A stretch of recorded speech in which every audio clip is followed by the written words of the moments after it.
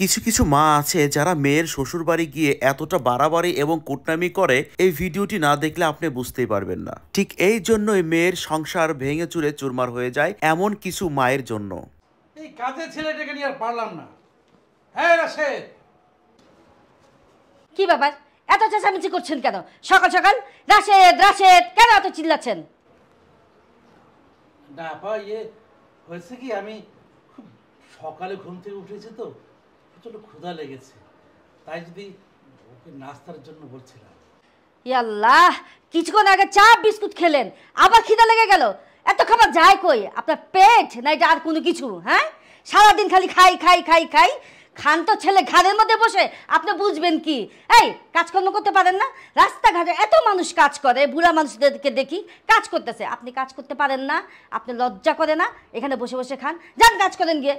না বেন সাহেব, আসলে বিষয় হয়েছে কি, সে কখন চা বিস্কুট খেয়েছি, এখন তো অনেক ক্ষুধা লেগেছে, আর আমি প্রতিদিন সকালে ওই রুটিটাই খাই, বুঝলেন? তো এর জন্য রাশেদকে বলছিলাম রুটি দিত। রুটি? ও, আপনি রুটি খান? আমার মেয়েকে এত জ্বালান, সে ভোরবেলা উঠে আপনার জন্য রুটি বানিয়ে নিয়ে আসে, আপনার সামনে এনে দেয়, আর আপনি বসে বসে গিলে খান, তাই না? তাই তো বলি, আমার মেয়ে কেন এত শুকিয়ে যাচ্ছে, কেন এত কালো হয়ে যাচ্ছে, এই এখন আসল রহস্য। আমার মেয়ে সে ভোরবেলা উঠে ওনার জন্য রুটি বানায়। রুটি খেতে হবে না, পান্তা ভাত আছে আমি নিয়ে আসছি, ওইটা খান। কি বলছেন বেন সাহেব? আমি তো কখনো পান্তা ভাত খাইনি। উনি নাকি পান্তা ভাত খায় না? খান তো আমার মেয়ের জামাই ঘাড়ের মধ্যে বসে বসে। আমি পান্তা এনে দিচ্ছি, ওটাই খান।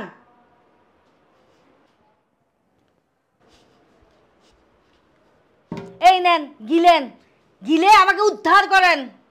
বিয়ান সাহেবের এমন কথা শুনে ভদ্রলোক তো রীতিমতো অবাক হয়ে গেল। আমার বাড়িতে এসে আমাকে রীতিমতো শাসিয়ে যাচ্ছে। অবশেষে কি আর করার, ভদ্রলোকটি কষ্ট পেয়ে কাঁদতে কাঁদতে অবশেষে সেই পান্তা ভাতগুলো খেতে লাগলেন।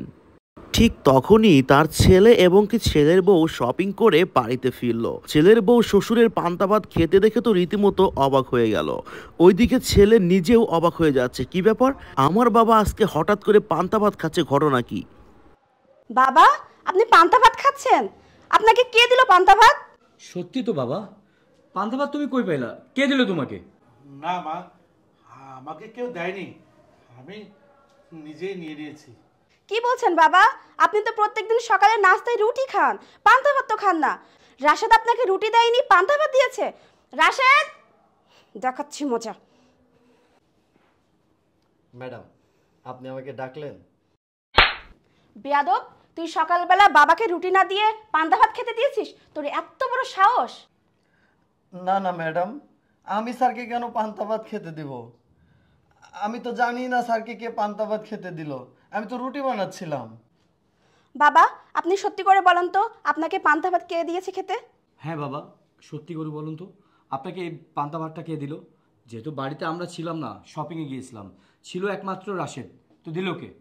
বাবারে, বৌমা, বিশ্বাস করো, আমার অনেক ক্ষুধা লেগেছিল, আমাকে কেউ দেয়নি, তখন আমি নিজেই নিয়ে খাচ্ছি।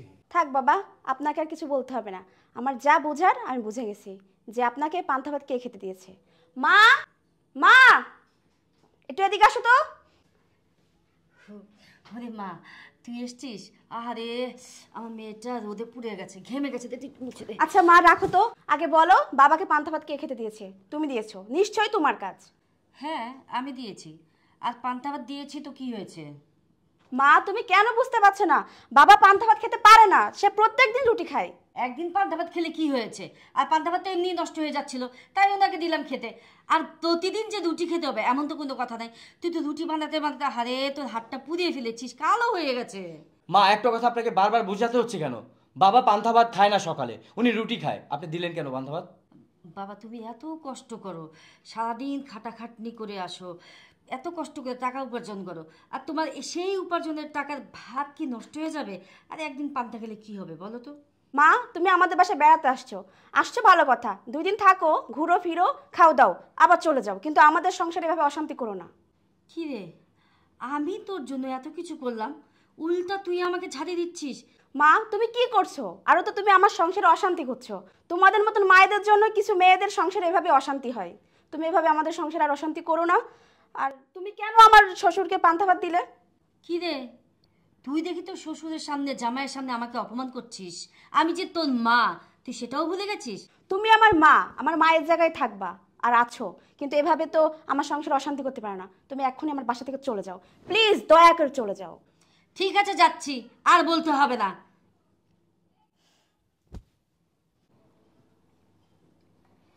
বৌমা, বৌমা তুমি এটা কি করলে? যত কিছু হোক, উনি তো তোমার মা, তুমি এভাবে না বললেও পারতে। না বাবা, আপনি তো আমার শ্বশুর, আমার নিজের বাবার মতো, আর উনি তো আমার মা। কিন্তু মা তো এভাবে এমন ব্যবহার আপনার সাথে করতে পারে না। এমন মায়েদের জন্য অনেক মেয়েদের সংসার নষ্ট হয়ে যাচ্ছে, আর আমি চাই না আমার সংসারটা ভেঙে যাক। আমি আপনাদের সবাইকে নিয়ে হাসি খুশিতে সংসার করতে চাই বাবা। বাবা, ও তো ঠিকই বলেছে। দেখেছো তোমার বউ কত বড় মনের মানুষ। আসলে আমি ওর মতো বউ পেয়ে অনেক হ্যাপি। আল্লাহ যাতে আমাদেরকে ভালো রাখুক সবাইকে। হ্যাঁ রে বাবা, সত্যি বলেছিস।